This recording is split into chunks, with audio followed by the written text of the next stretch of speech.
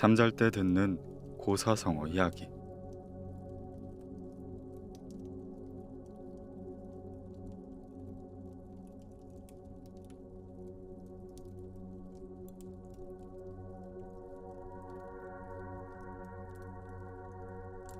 구사일생. 죽을 고비를 넘기고 살아남다. 전국시대 초나라 정치가이자 이름난 시인 구로는 학식이 깊고 글재주가 뛰어나 삼녀대부라는 높은 벼슬에 오르기도 했지만, 그를 시기하는 간신들에게 모함을 받아 관직에서 쫓겨나게 된다. 그 후 구로는 좌절과 방황 속에서 불행히 살다 돌을 안고 명나수에 몸을 던져 죽었다. 그는 이소라는 시에서 불운한 삶과 나라를 걱정하는 마음을 드러냈다. 이 글에 아래와 같은 구절이 나온다. 긴 한숨을 쉬고 눈물을 닦으며 사람 일생에 난관이 많음을 슬퍼하노라. 내 고결하게 살고 조심한다 했지만 아침에 바른 말 나다 저녁에 쫓겨났네. 그래도 내 마음이 선하다고 믿어 9번 죽더라도 후회하지 않으리. 여기서 구사일생이 비롯했다. 본디는 구사무일생, 즉 9번 죽는 동안 한 번도 살아남지 못함을 뜻하지만, 이후 죽을 뻔했다가 간신히 살아나는 것을 가리키는 말로 바뀌었다.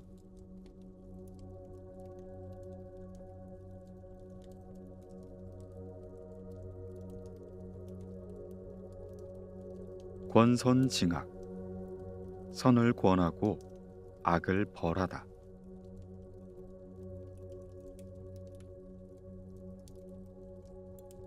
춘추 좌시전엔 이런 구절이 나온다. 춘추의 호칭은 어려운 것 같지만 쉽고, 쉬운 것 같으면서도 깊은 뜻이 담겨 있으며, 흐트러진 것 같으면서도 잘 정리되어 있고, 표현이 노골적이면서도 품위가 있으며, 악행을 벌하고 선행을 권장한다. 권선징악은 여기에서 비롯했다. 착한 일을 권하고 악한 일을 버린다는 뜻이다. 우리 고전 소설은 대부분 권선징악을 주제로 한다. 소설의 내용은 착한 주인공이 행복한 결말을 맞이하고 악당들이 벌을 받는 내용이다.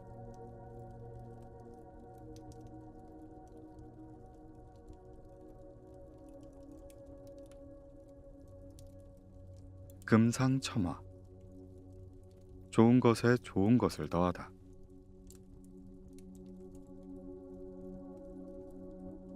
금상첨화는 원래 중국 속담이었는데, 문인들이 자주 인용해 시를 지으면서 고사성어로 굳어졌다. 대표적인 작품으로 왕한석의 즉사라는 시가 있다. 왕한석은 낭송 8대가로 문장이 뛰어났는데, 그 시엔 이런 구절이 있다. 좋은 모임에서 술잔 속 맑은 술을 비우려 하는데, 흥겨운 노랫가락 비단 위에 꽃을 더한 것 같네. 좋은 모임에서 술잔을 기울이기만 해도 즐거운데, 거기다 흥겨운 노랫가락까지 울려 퍼지니 비단 위에 꽃을 수놓은 듯 더욱더 즐겁다. 금상첨화는 이처럼 좋은 것 위에 더 좋은 것을 더한다는 뜻이다. 비단도 좋은데 그 위에 꽃을 수놓으면 더욱더 좋지 않겠는가. 예쁜 옷을 입고 아름다운 목걸이까지 했다면 금상첨화라고 할 수 있고, 시험 성적이 잘 나왔는데 상까지 받으면 역시 금상첨화라고 할 수 있다.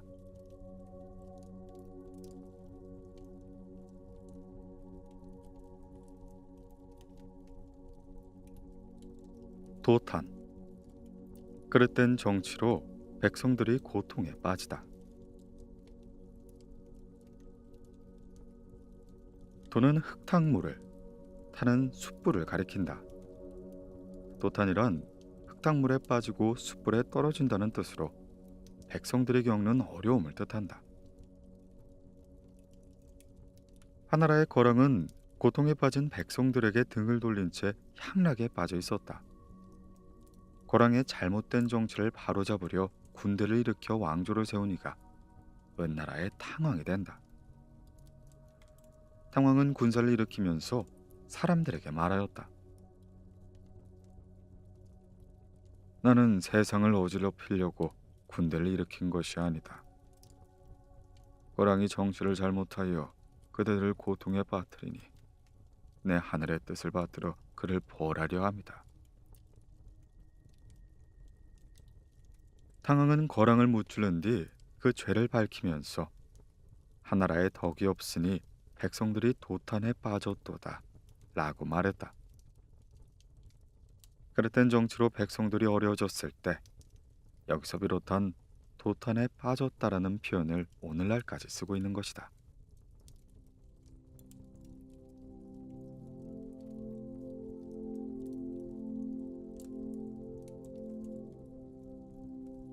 등용문, 출세하는 관문.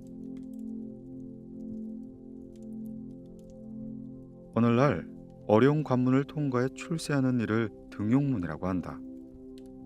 오를 등 용용을 쓴 글자를 해석하면 용이 되어 오른다는 문이란 뜻이다. 그리고 이 말은 어에 얽힌 이야기 덕분에 생겨났다. 중국 황하간 상류 용문이라는 큰 폭포가 있었다고 한다. 이름본 강물이 불어나면 늙은 잉어들이 모여 이 폭포를 뛰어오른다.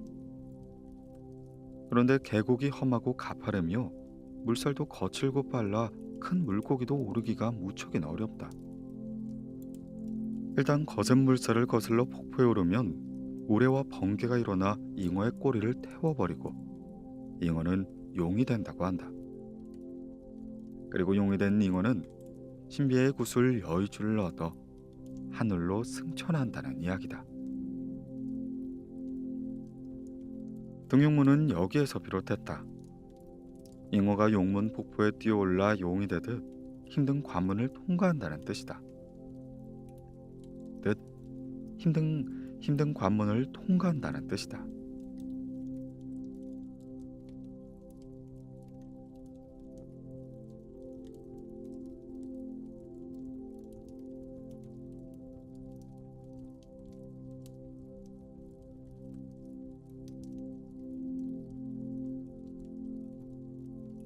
사이비, 진짜처럼 보이는 가짜.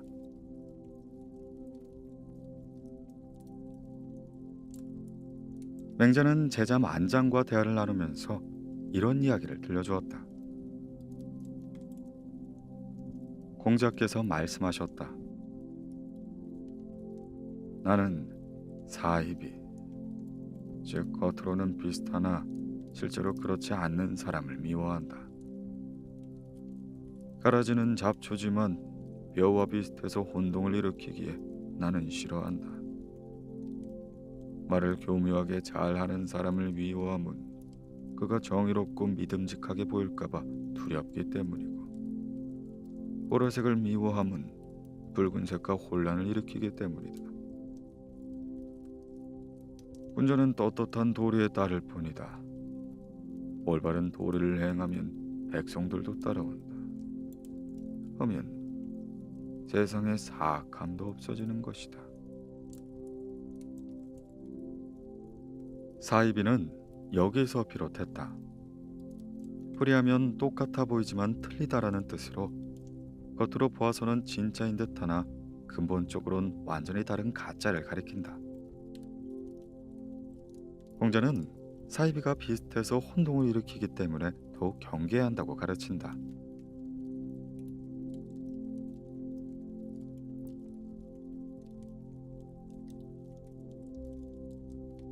살신성인, 온몸을 바쳐 인을 이루다.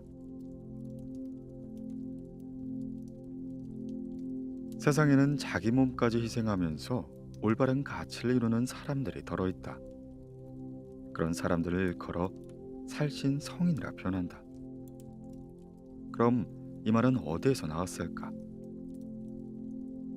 논어 위령궁편엔 뜻있는 선비와 어진 사람은 인을 해치면서까지 삶을 구애하지 않고 오히려 자기 목숨을 바쳐 인을 행할 뿐이다 라는 구절이 있다. 그리고 여기서 나온 말이 바로 살신성인이 된다. 풀이하면 자기 몸을 죽여 인을 이룬다는 뜻으로 세상엔 남이 죽든 말든 아랑곳하지 않고 이익만 취하는 사람도 있지만 반대로 자신을 희생하는 사람도 적지 않다. 자기 목숨을 돌보지 않고 물에 빠진 사람을 건지거나 지하철 선로에 떨어진 사람을 구했다는 뉴스를 들으면 누구나 이 살신성인의 교훈이 떠올릴 것이다.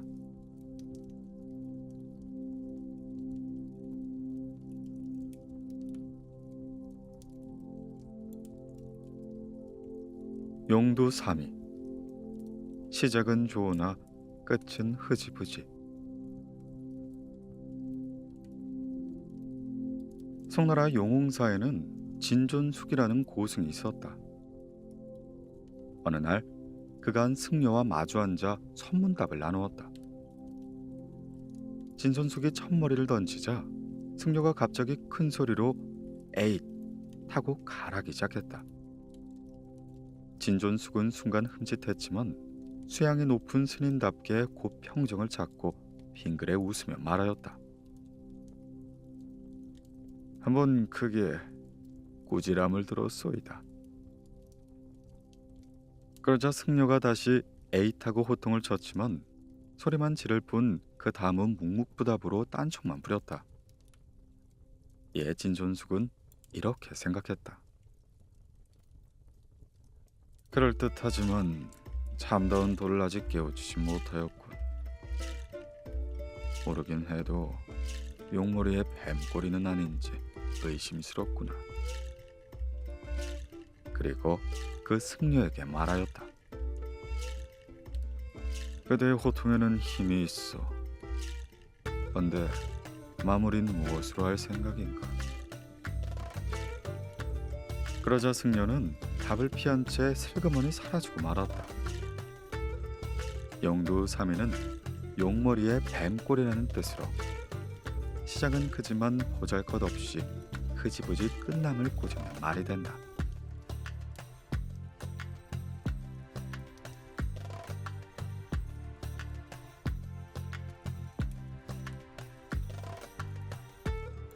오월 동주.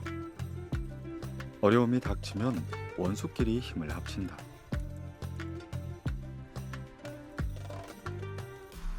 중국의 병법서 손자병법에는 군사들이 사지에 몰리면 온 힘을 다해 싸운다면서 이런 이야기가 나온다. 군대를 잘 부리는 일은 소련과 같아야 한다. 소련은 상산에 사는 뱀으로 머리를 치면 꼬리가 덤비고 꼬리를 치면 머리가 덤비고 몸통을 치면 머리와 꼬리가 한꺼번에 덤벼든다. 그렇다면 군대를 소련처럼 이끌 수가 있는가? 할 수 있다. 서로 미워하는 오나라 사람과 월나라 사람이 한 배를 탔다고 해보자. 강 가운데 이르러 큰 풍랑을 만나 배가 뒤집어지려고 하면 그들은 적개심을 잃고 서로 필사적으로 돕게 될 것이다. 5월 동주는 여기서 비롯했다. 사이가 나쁜 사람끼리 같은 장소나 처지에 놓여 같은 목적을 이루려 협력한다는 뜻을 담고 있다.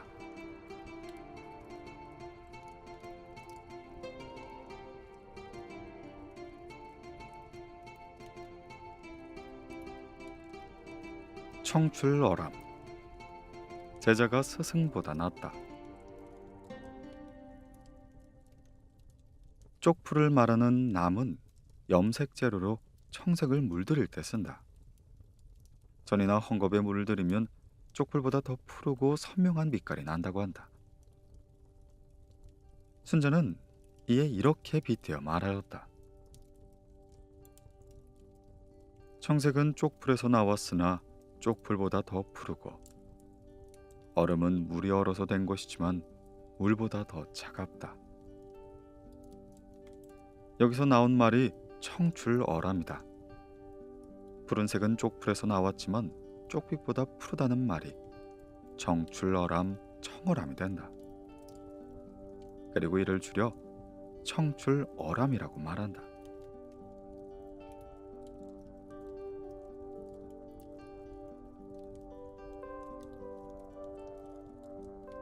타산지석. 남의 허물이나 언행을 교훈으로 삼다.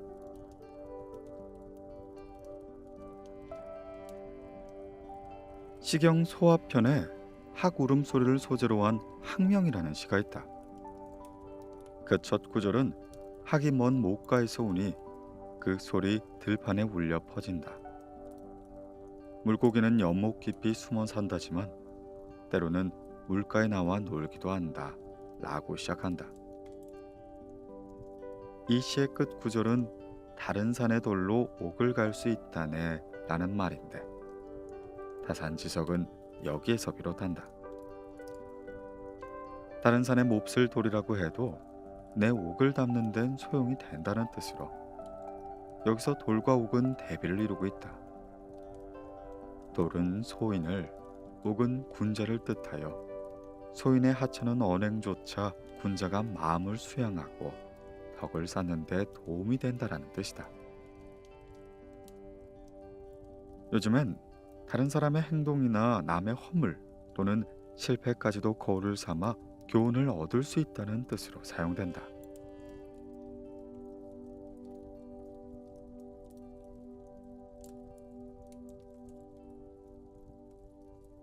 허접지몽. 내가 나비인가, 나비가 나인가. 장자 재물론 편에선 신비한 꿈 이야기가 나온다. 장주가 꿈에 나비가 되었다. 훨훨 나는 것이 분명히 나비였다. 유쾌한 기분으로 마음껏 하늘을 날아다니다 스스로 장주인 줄도 알지 못했다. 문득 꿈에서 깨어보니 틀림없이 장주였다. 장주가 꿈의 나비였는지 나비가 꿈의 장주였는지 알 수가 없다. 그러나 장주와 나비는 분명히 구분이 있으니 만물의 변화가 이러하다. 돌을 많이 닦으면 자신과 사물이 나뉘지 않고 하나로 어우러지는 무라일체 단계에 이른다고 말한다. 가령 장주가 꿈에서 나비였는지 나비가 꿈의 장주였는지 알지 못하는 상태가 그런 것이다. 여기서 비롯한 호접지몽은 자신과 사물의 구별을 잇는 무라일체를 빗대는 말로 쓰였다. 그리고 오늘날 덧없는 인생을 가리키는 말로도 쓰인다.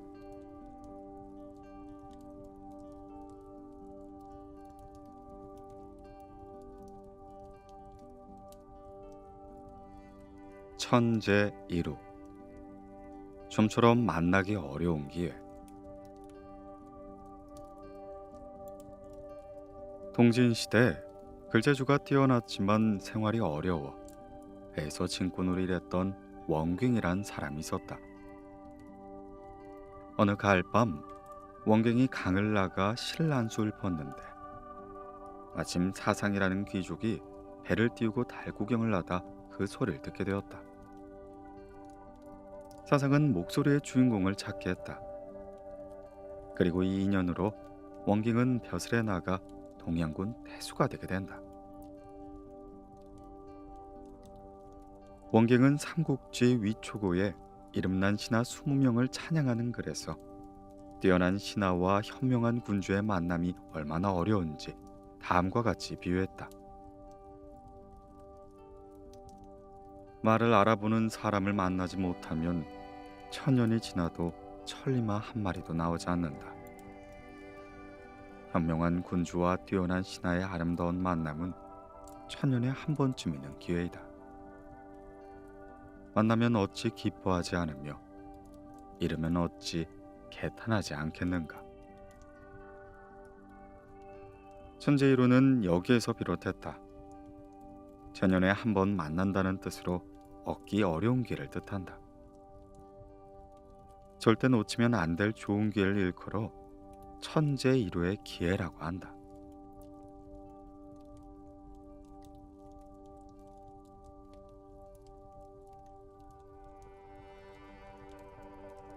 조강지처. 힘든 시절을 함께 고생한 아내.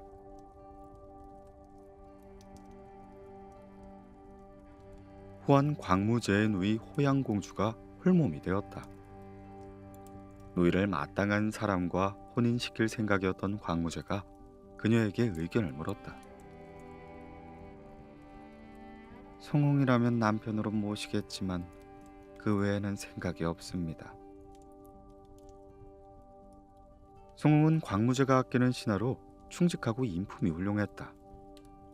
누이가 그를 사모한다는 사실에 광무제는 두 사람을 맺어주고 싶었다. 하여 누이를 병풍 뒤에 숨기고 송홍을 불러 넌지시 마음을 물어봤다. 재위가 높아지면 친구를 바꾸고 집이 부유해지면 아내를 바꾼다고 하는데 그럴 수 있는 일이겠어?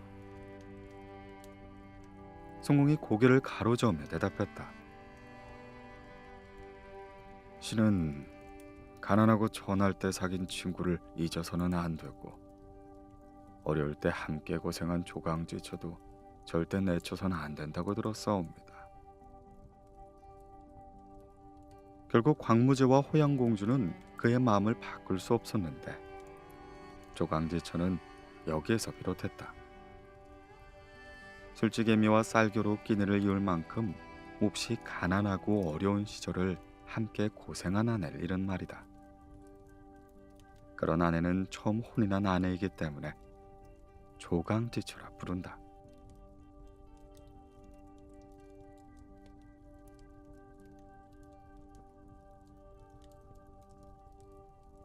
상전벽해. 몰라볼 정도로 세상이 달라지다. 한나라 환제 때 왕방편이라는 신선이 어느 집에 내려왔다. 집안 사람들과 인사를 나눈 그는 마구 선을 오게 했다. 눈부시게 빛나는 옷을 입은 그녀는 왕방평에게 절한 뒤 자리에 앉아 가지고 온 음식을 내놓았다.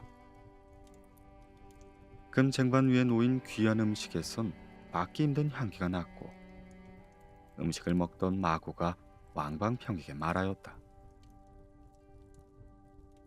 제가 신선님을 모신 이래로 동해바다가 3번이나 뽕나무밭으로 바뀌는 걸 보았습니다. 지난번 신선들이 사는 동쪽 봉래산에 갔다 와보니 바다가 얕아져 반밖에 되지 않았습니다. 다시 육지로 바뀌려는 것일까요? 이에 왕방편이 말하였다. 성인들께서 말씀하시지 않았느냐? 동해바다가 흙먼지가 일으키는 땅이 될 거라고. 상전벽해는 여기에서 비롯했다. 뽕나무 밭이 바뀌어 푸른 바다가 되었다는 뜻이다. 그만큼 세상이 몰라보게 달라졌다는 말로 한국전쟁으로 폐가 됐던 서울이 반세기 만에 거대 도시가 되었으니 이에 상전벽해라 할 만하다.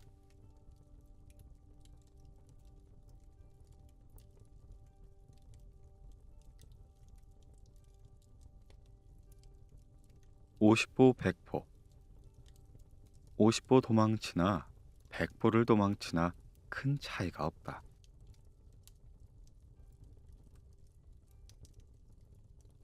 전국시대 때 있었던 이야기는 맹자 양해왕 편에 나온다. 당시 위나라의 해왕은 나라를 잘 다스려 백성들에게 칭찬을 듣는 훌륭한 임금이 되고 싶었다. 그러나 백성들은 해왕을 칭찬하기는커녕 그가 펼치는 정치에 늘 불만을 갖고 있었다. 어느 날 해왕은 학식과 인품이 높은 맹자에게 백성을 다스리는 일에서 느낀 어려움에 대해 말하였다. 나는 이웃나라 왕들보다 나라를 잘 다스리려고 훨씬 많은 힘을 쏟고 있어. 지난해 흉년에도 굶주리는 백성들을 생각하여 많이 노력했지. 근데 이웃나라보다 백성은 더 늘어나지 않고 오히려 불만만 늘어나니 이 도대체 무엇 때문이란 말이야. 맹자가 한참을 뜸들이더니 말문을 열었다.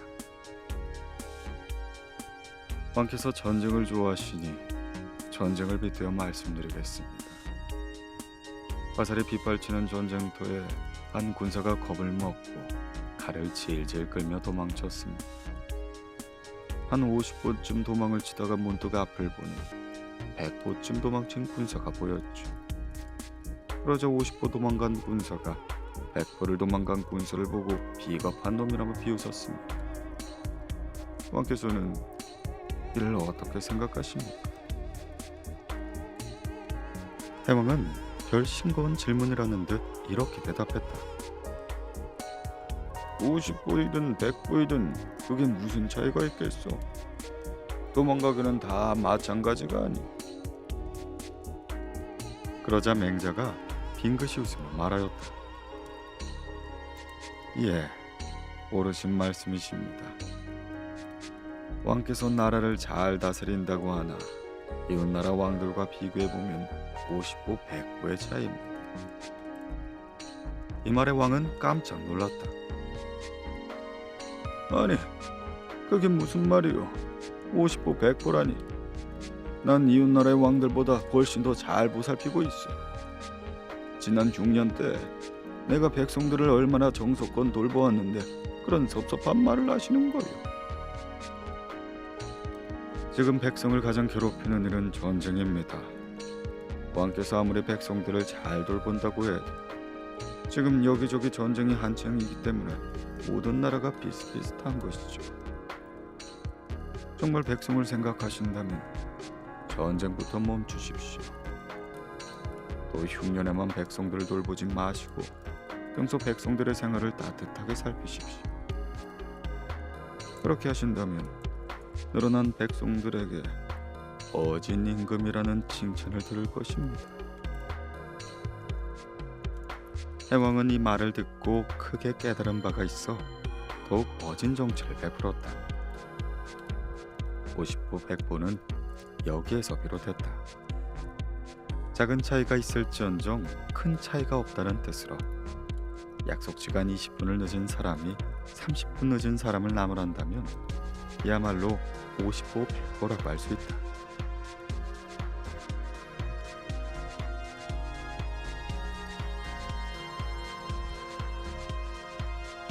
무릉도원. 무릉에 있는 복숭아꽃이 활짝 핀 세계.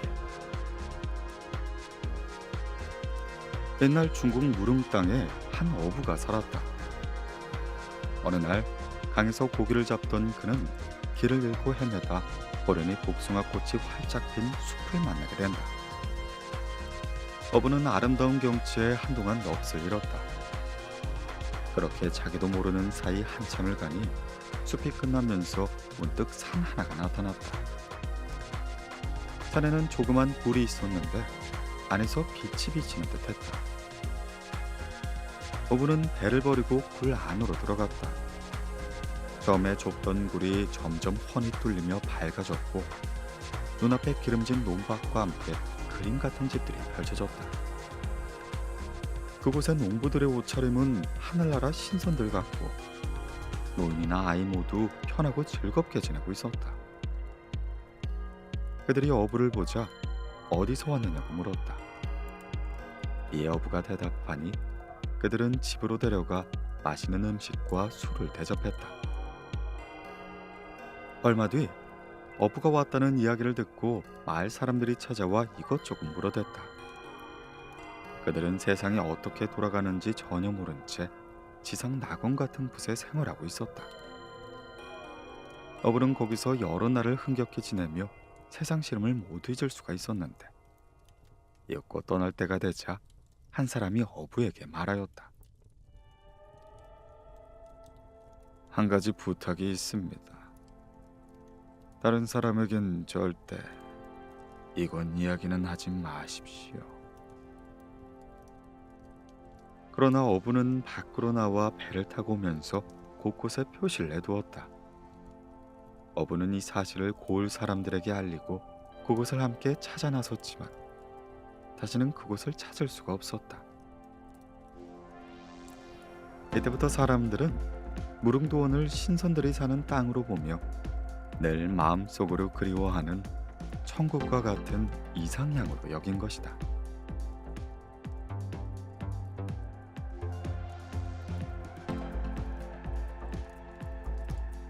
농단, 높이 솟은 언덕.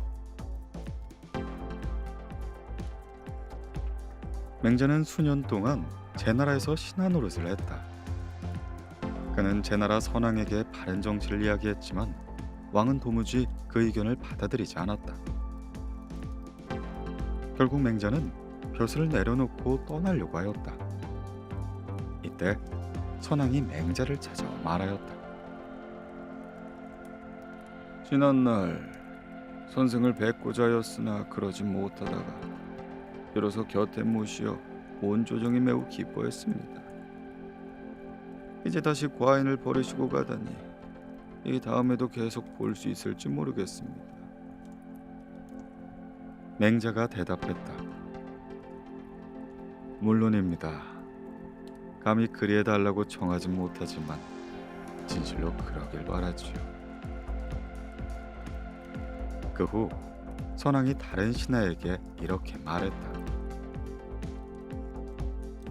과인은 도성 한가운데 선생이 살 곳을 주고 많은 돈을 주어 제자를 가르치게 해 모든 제나라 사람들이 그를 공경하고 본받게 하고 싶다. 그대가 이 뜻을 대신 전해주지 않겠는가? 신하가 그 뜻을 넌지시 알리자 맹자가 대답했다. 어리석은 소리입니다.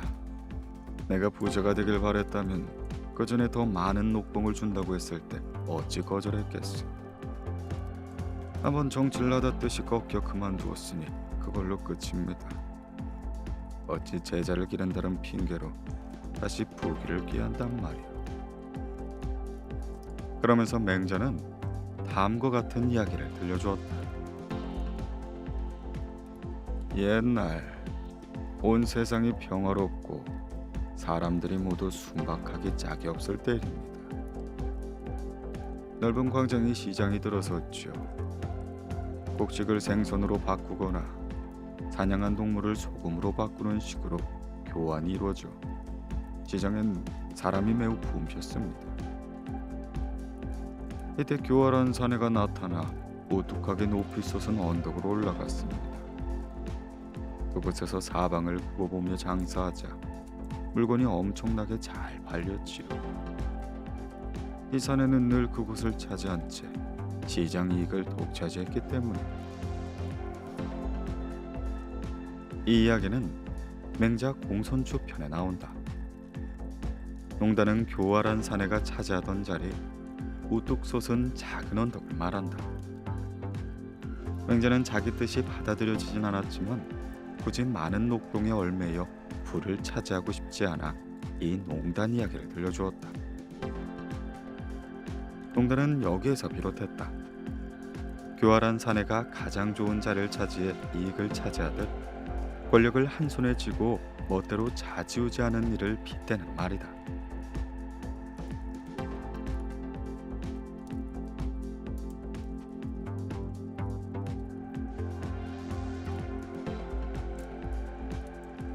오리무중. 오리 안이 안개에 묻혀있다.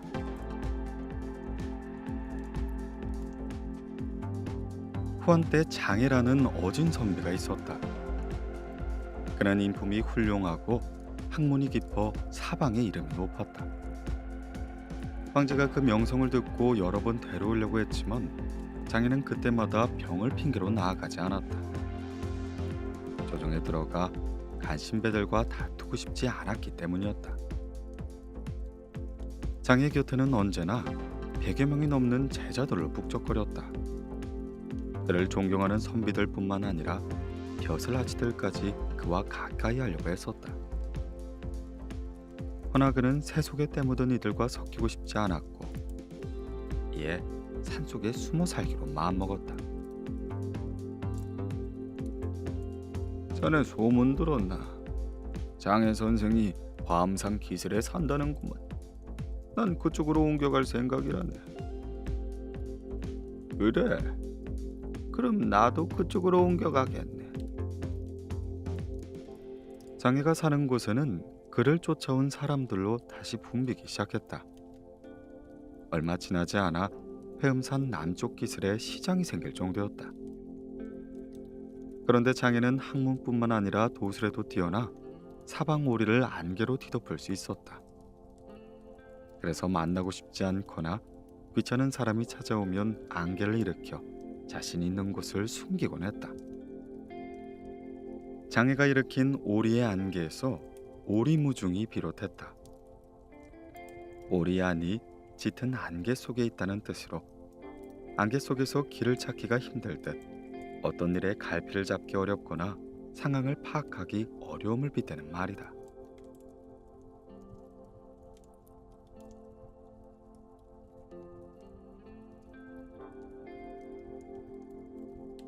철면피. 쇠로 얼굴 가죽을 씌운 듯하다. 옛날 왕광원이란 사람이 있었다. 그는 꽤나 똑똑하고 재능도 있어 과거 시험에 합격했다.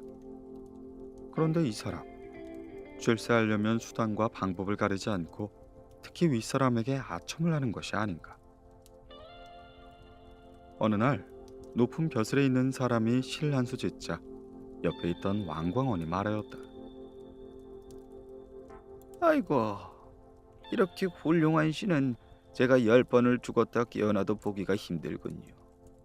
정말 공께서 지니신 높은 인품이 그대로 담겨있는 명문입니다. 감히 이태백이 살아 돌아온다고 해도 이런 시는 쓰지 못하겠습니다. 그 말에 사람들은 눈살을 찌푸렸다. 저 친구는 또 시작이구먼. 정말 눈꼴시려 못 봐주겠어. 그러게 말일세.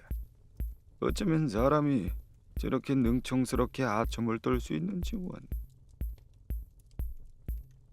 하지만 그는 주위 사람들이 흉보거나 말거나 전혀 신경 쓰지 않았다. 그저 좀 높은 벼슬 아치다 싶으면 있는 말 없는 말로 온갖 답을 한 것이다. 한 번은 어느 관리가 술에 취해 길을 걷고 있자 이를 보고 쪼르르 달려가 말하였다. 나리, 그동안 평안하셨습니까? 관리가 그를 보자 술김에 채찍을 들고 이렇게 말하였다. 자네였나? 내가 이 채찍으로 자네를 때리려는데 어디 한번 맞아볼 텐가? 관리는 그저 술주정을 했을 뿐인데 그는 정말로 등을 돌며 말하였다. 아유, 예, 나리께서 때리시는 매라면 제 기꺼이 맞겠습니다. 관리는 진짜로 왕광왕을 때렸지만 그는 화를 내지 않고 헤헤 웃으며 비위를 맞추었다. 아유, 나리께서 때리시는 매를 맞다니 정말 영광입니다. 나리의 기분이 풀리실 때까지 저를 마음껏 때려주십시오. 어느 날 그가 아양 떠는 꼴을 보다 못한 친구가 그에게 핀잔을 주며 말하였다. 자네는 창피하지도 않나. 어떻게 그런 모욕을 받으며 산단 말인가? 모르는 소리 하지 말게. 그분 벼슬이 얼마나 높으신 분인데 그분께 잘 보여둔다면 얼마나 이로울지 자네가 알기는 하나. 난 그분이 똥을 먹으라고 해도 먹는 신용을 할 걸세. 그가 한 대답에 친구는 그만 말문이 막혀버렸다. 이 소문이 온 나라에 퍼지자 사람들은 그를 가리켜 낚가죽이 두껍기가 10겁의 철갑과 같다 라고 말하게 되었다. 그리고 철면피란 말은 여기서 비롯했다. 새로 만든 낚가죽이란 뜻으로 오늘날 뻔뻔스럽고 염치를 모르는 사람을 일컫는 말이다.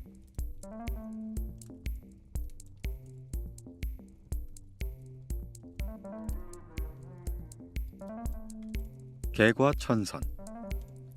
지난 허물을 고치고 선한 사람이 되다. 중국 남북조 시대 진나라에 주초라는 사내가 있었다. 그는 몸가짐이 좋지 않아 모두 눈살을 찌푸린 이였다. 다만 그는 처음부터 망나니는 아니었다. 주초는 뼈대 있는 가문의 출신이었는데 아버지 주방은 파양 태수를 지내기도 했다. 불행히도 주처가 연하문 살, 아버지가 세상을 떠나자 보살핌과 가르침을 받지 못하면서 그는 조금씩 삐뚤어지기 시작했다. 게다가 어려서부터 남달리 힘이 세서 보통 사람이 당해내지 못하자 걸핏하면 남들을 두들겨 패기 일쑤였다. 사람들은 마을에서 불량 소년으로 통하던 그를 보면 슬금슬금 피하곤 했다. 하지만 다행히 주초는 자라면서 철이 들기 시작했다. 아이고, 내가 못된 짓을 많이 해서 사람들이 나를 미워하고 멀리하는구나. 그래, 이제부터 지난 잘못을 고칠 것이야. 이렇게 결심을 굳힌 주초는 마을 사람들이 모인 자리에서 물었다. 지금 세상이 태평하여 모두 걱정 없이 잘 사는데 여러분은 왜 그리 얼굴을 찡그리십니까? 모두가 머뭇거리며 대답을 거리던 그때 한 사람이 용기 있게 말하였다. 세 가지 해로움이 있는데 어찌 태평을 논할 수가 있겠나? 세 가지 해로움이라뇨? 주처가 이상하게 여겨 되묻자 그는 이렇게 대답했다. 하나는 남산에 있는 사나운 호랑이요, 또 하나는 다리 안에 사는 교룡이요, 마지막은 바로 주처 자네일세. 이 세 가지 해로움 때문에 우리는 얼굴을 펴고 살 수 없는 것이야. 주처는 그 말을 듣고 새 사람이 되겠다는 각오를 다졌다. 두고 보시죠. 제가 그 세 가지 어려움을 반드시 없애보이도록 하겠습니다. 마을 사람들은 주처의 다짐을 듣고 마음속으로 기뻐했다. 또 호랑이가 싸우면 반드시 하나는 다치는 법, 세 가지를 다 없애지 못하더라도 한두 가지는 없앨 수 있다고 믿었기 때문이었다. 이튿날 주처는 남산에 올라가 호랑이를 잡아 없앴다. 그 다음 다리 아래 물에 뛰어들어 교룡과 싸움을 벌였다. 싸움이 점점 치열해지자 주처는 사흘 밤낮이 지나도 돌아오지 않았다. 마을 사람들은 주처가 교룡에게 잡아먹혔다 생각하고 기뻐했지만 주처는 고생스러운 싸움 끝에 교룡을 없애고 살아 돌아오게 된다. 주처는 마을 사람들의 얼굴을 보더니 이렇게 생각했다. 내가 돌아왔는데 사람들에게 반가운 기색이 없다니. 그래, 아직도 나를 미워하는 거구나. 주처는 새 사람이 되겠다는 각오를 다시 한번 굳혔다. 그래서 정든 고향을 등지고 당시 대학자로 이름을 날리던 육기와 육은 형제를 찾아갔다. 지난날 저는 나쁜 짓을 헤아릴 수도 없이 많이 했습니다. 그러나 이제 뜻을 세워 새 사람이 되려 하는데 제가 너무 늦은 듯하여 두렵습니다. 주처의 말에 형제는 이렇게 격려했다. 늦었다고 생각할 때가 가장 빠르다고 하지 않나. 자넨 아직 젊네. 굳은 의지를 가지고 개가천선한다면 자네 앞길은 훤히 열릴 걸세. 이때부터 주처는 마음을 다잡고 글을 배우기 시작했다. 그 후 10년 동안 학문을 갈고 닦아 마침내 이름난 대학자가 되었다. 개가천선이란 말은 여기에서 비롯된다. 지난 잘못을 고치고 새 사람으로 다시 태어남을 말하는 것이다.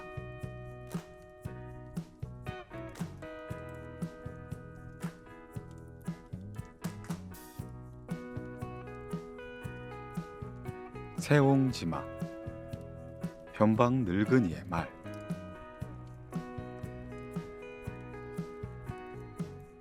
옛날 중국 북쪽 변방에 한 노인이 살았는데 그는 점을 잘 치는 사람이었다. 어느 날 노인이 키우던 말이 고삐를 끊고 북쪽 오랑캐 땅으로 달아났다. 이웃 사람들이 찾아와 그를 위로했지만 노인은 크게 안타까워하지 않고 태연하게 말하였다. 뭐 별일 아니요. 일이 도리어 복일지 누가 알겠어. 몇 달이 지난 뒤 도망쳤던 말이 오랑캐 땅에서 멋진 준마 한 마리를 데리고 돌아왔다. 이번에도 이웃 사람들이 찾아와 축하를 건넸지만 노인은 기뻐하지 않고 무심하게 말했다. 글쎄요. 이게 근심이 되어 나쁜 일이 생길지 누가 압니까? 그 무렵 노인의 아들은 말타기를 좋아했었다. 준마가 생기자 그는 날마다 말타기를 즐겼는데 그만 말에서 떨어져 다리가 부러지고 말았다. 아들이 절름발이가 되자 이웃 사람들은 혀를 끌끌 차며 노인을 위로하기 시작했다. 하지만 이번에도 노인은 대수롭지 않다는 듯 이렇게 말하였다. 걱정 마시오. 이것이 또 복일지 누가 알겠어.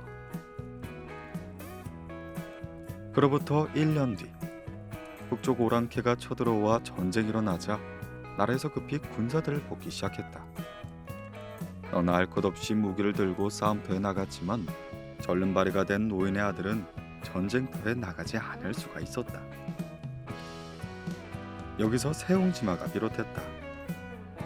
변방 늙은이의 말이란 뜻으로 노인의 말로 인해 나쁜 일이 좋은 일로, 좋은 일이 나쁜 일로 되었다.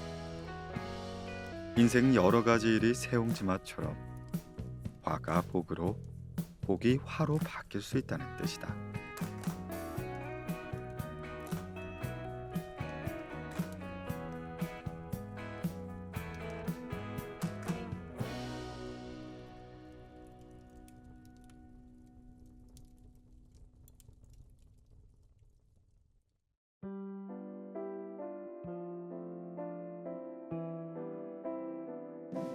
천재 이루. 좀처럼 만나기 어려운 기회. 동진시대 글재주가 뛰어났지만 생활이 어려워 배에서 친꾼으로 일했던 원갱이란 사람이 있었다. 어느 가을밤 원갱이 강을 나가 신란수를 펐는데 마침 사상이라는 귀족이 배를 띄우고 달구경을 하다 그 소리를 듣게 되었다. 사상은 목소리의 주인공을 찾게 했다. 그리고 이 인연으로 원갱은 벼슬에 나가 동양군 패수가 되게 된다. 원갱은 삼국지 위초고에 이름난 신하 20명을 찬양하는 글에서 뛰어난 신하와 현명한 군주의 만남이 얼마나 어려운지 다음과 같이 비유했다.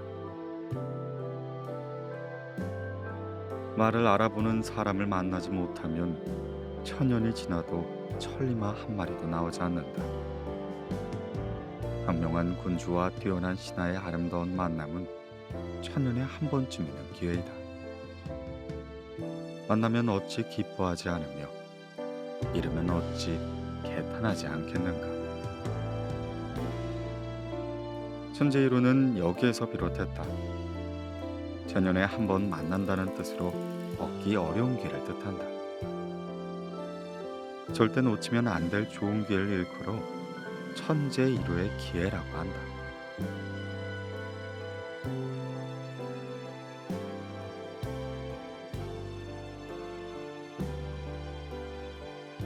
조강지척. 힘든 시절을 함께 고생한 아내.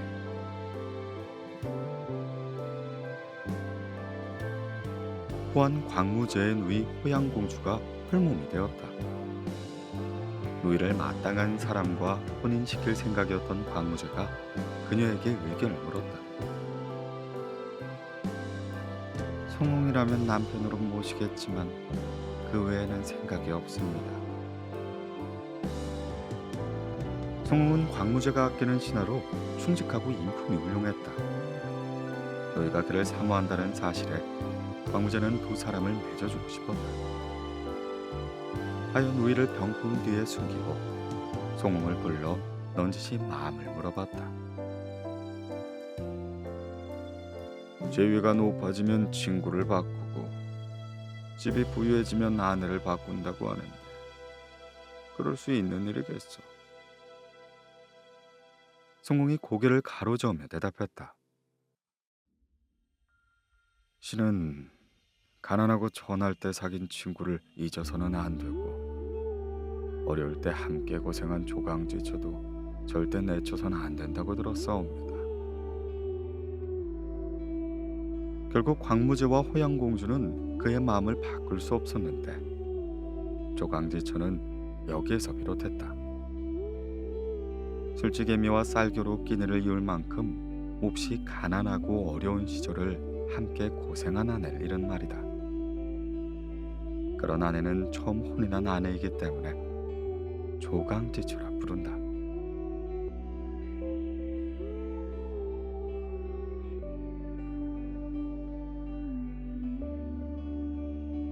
상전벽해. 몰라볼 정도로 세상이 달라지다. 한나라 환제 때 왕방편이라는 신선이 어느 집에 내려왔다. 집안 사람들과 인사를 나눈 그는 마구 손을 오게 했다. 눈부시게 빛나는 옷을 입은 그녀는 왕방평에게 절한 뒤 자리에 앉아 가지고 온 음식을 내놓았다. 금 쟁반 위에 놓인 귀한 음식에선 맡기 힘든 향기가 났고 음식을 먹던 마구가 왕방평에게 말하였다. 제가 신선님을 모신 이래로 동해바다가 3번이나 뽕나무 밭으로 바뀌는 걸 보았습니다. 지난번 신선들이 사는 동쪽 봉래산에 갔다 와 보니 바다가 얕아져 반밖에 되지 않았습니다. 다시 육지로 바뀌려는 것일까요? 이에 왕방편이 말하였다. 성인들께서 말씀하시지 않았느냐? 동해바다가 흙먼지가 일으키는 땅이 될 거라고. 상전벽해는 여기에서 비롯했다. 뽕나무 밭이 바뀌어 푸른 바다가 되었다는 뜻이다. 그만큼 세상이 몰라보게 달라졌다는 말로 한국 전쟁으로 폐가 됐던 서울이 반세기 만에 거대 도시가 되었으니 이에 상전벽해라 할 만하다.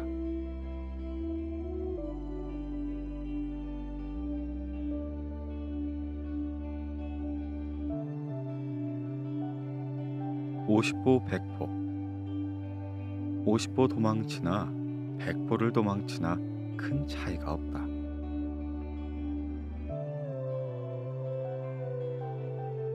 전국시대 때 있었던 이야기는 맹자 양해왕 편에 나온다. 당시 위나라의 해왕은 나라를 잘 다스려 백성들에게 칭찬을 듣는 훌륭한 임금이 되고 싶었다. 그러나 백성들은 해왕을 칭찬하기는커녕 그가 펼치는 정치에 늘 불만을 갖고 있었다. 어느 날 해왕은 학식과 인품이 높은 맹자에게 백성을 다스리는 일에서 느낀 어려움에 대해 말하였다. 나는 이웃나라 왕들보다 나라를 잘 다스리려고 훨씬 많은 힘을 쏟고 있어. 지난해 흉년에도 굶주리는 백성들을 생각하여 많이 노력했지. 근데 이웃나라보다 백성은 더 늘어나지 않고 오히려 불만만 늘어나니 이 도대체 무엇 때문이란 말이오? 맹자가 한참을 뜸들이더니 말문을 열었다. 왕께서 전쟁을 좋아하시니 전쟁을 빗대어 말씀드리겠습니다. 화살이 빗발치는 전쟁터에 한 군사가 겁을 먹고 칼을 질질 끌며 도망쳤습니다. 한 50보쯤 도망을 치다가 문득 앞을 보니 100보쯤 도망친 군사가 보였죠. 그러자 50보 도망간 군사가 백보를 도망간 군수를 보고 비겁한 놈이라고 비웃었습니다. 왕께서는 이를 어떻게 생각하십니까? 해왕은 별 싱거운 질문이라는 듯 이렇게 대답했다. 50보이든 100보이든 그게 무슨 차이가 있겠어? 도망가기는 다 마찬가지가 아니오. 그러자 맹자가 빙긋이 웃으며 말하였다. 예, 옳으신 말씀이십니다. 왕께서 나라를 잘 다스린다고 하나 이웃나라 왕들과 비교해보면 50보 100보의 차이입니다. 이 말에 왕은 깜짝 놀랐다. 아니, 그게 무슨 말이오? 50보 100보라니. 난 이웃나라의 왕들보다 훨씬 더 잘 보살피고 있어. 지난 중년 때 내가 백성들을 얼마나 정성껏 돌보았는데 그런 섭섭한 말을 하시는 거요. 지금 백성을 가장 괴롭히는 일은 전쟁입니다. 왕께서 아무리 백성들을 잘 돌본다고 해도 지금 여기저기 전쟁이 한창이기 때문에 모든 나라가 비슷비슷한 것이죠. 정말 백성을 생각하신다면 전쟁부터 멈추십시오. 또 흉년에만 백성들을 돌보지 마시고 평소 백성들의 생활을 따뜻하게 살피십시오. 그렇게 하신다면 늘어난 백성들에게 어진 임금이라는 칭찬을 들을 것입니다. 해왕은 이 말을 듣고 크게 깨달은 바가 있어 더욱 어진 정치를 베풀었다. 50보 100보는 여기에서 비롯했다. 작은 차이가 있을지언정 큰 차이가 없다는 뜻으로 약속 시간 20분을 늦은 사람이 30분 늦은 사람을 나무란다면 이야말로 50보 100보라고 할 수 있다.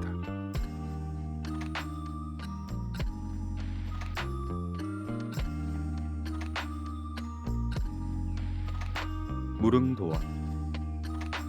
무릉에 있는 복숭아꽃이 활짝 핀 세계. 옛날 중국 무릉 땅에 한 어부가 살았다. 어느 날 강에서 고기를 잡던 그는 길을 잃고 헤매다 호련히 복숭아꽃이 활짝 핀 숲을 만나게 된다. 어부는 아름다운 경치에 한동안 넋을 잃었다. 그렇게 자기도 모르는 사이 한참을 가니 숲이 끝나면서 문득 산 하나가 나타났다. 산에는 조그만 굴이 있었는데 안에서 빛이 비치는 듯했다. 어부는 배를 버리고 굴 안으로 들어갔다.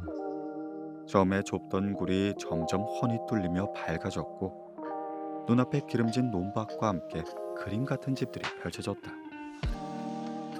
그곳의 농부들의 옷차림은 하늘나라 신선들 같고 노인이나 아이 모두 편하고 즐겁게 지내고 있었다.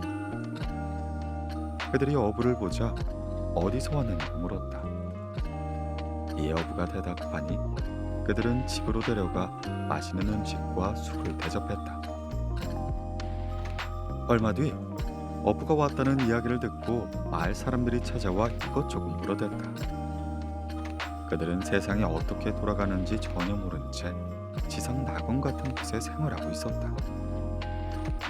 어부는 거기서 여러 날을 흥겹게 지내며 세상 시름을 모두 잊을 수가 있었는데 이윽고 떠날 때가 되자 한 사람이 어부에게 말하였다. 한 가지 부탁이 있습니다. 다른 사람에겐 절대 이건 이야기는 하지 마십시오. 그러나 어부는 밖으로 나와 배를 타고 오면서 곳곳에 표시를 내두었다. 어부는 이 사실을 고을 사람들에게 알리고 그곳을 함께 찾아 나섰지만 다시는 그곳을 찾을 수가 없었다.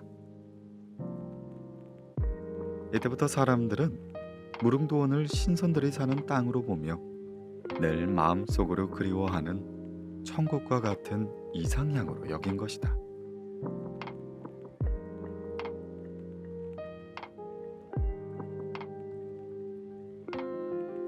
농단, 높이 솟은 언덕.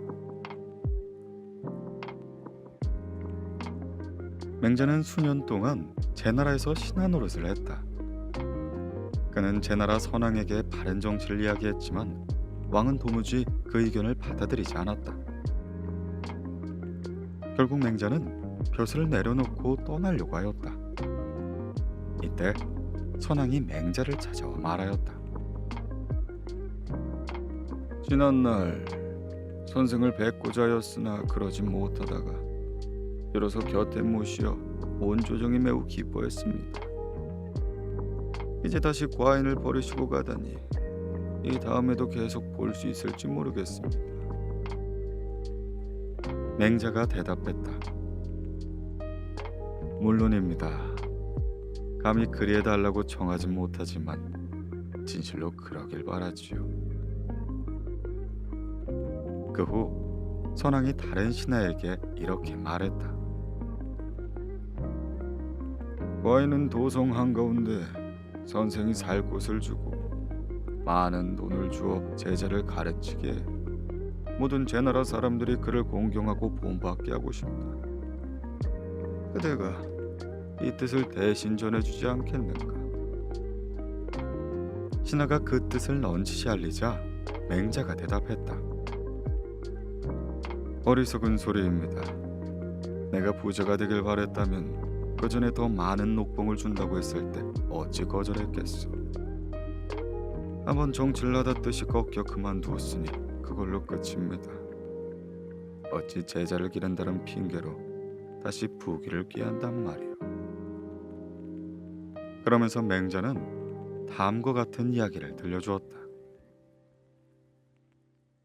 옛날 온 세상이 평화롭고 사람들이 모두 순박하기 짝이 없을 때입니다. 넓은 광장이 시장이 들어섰죠. 곡식을 생선으로 바꾸거나 사냥한 동물을 소금으로 바꾸는 식으로 교환이 이루어져 시장엔 사람이 매우 붐볐습니다. 이때 교활한 사내가 나타나 우뚝하게 높이 솟은 언덕으로 올라갔습니다. 그곳에서 사방을 굽어보며 장사하자 물건이 엄청나게 잘 팔렸지요. 이 사내는 늘 그곳을 차지한 채 시장 이익을 독차지했기 때문입니다.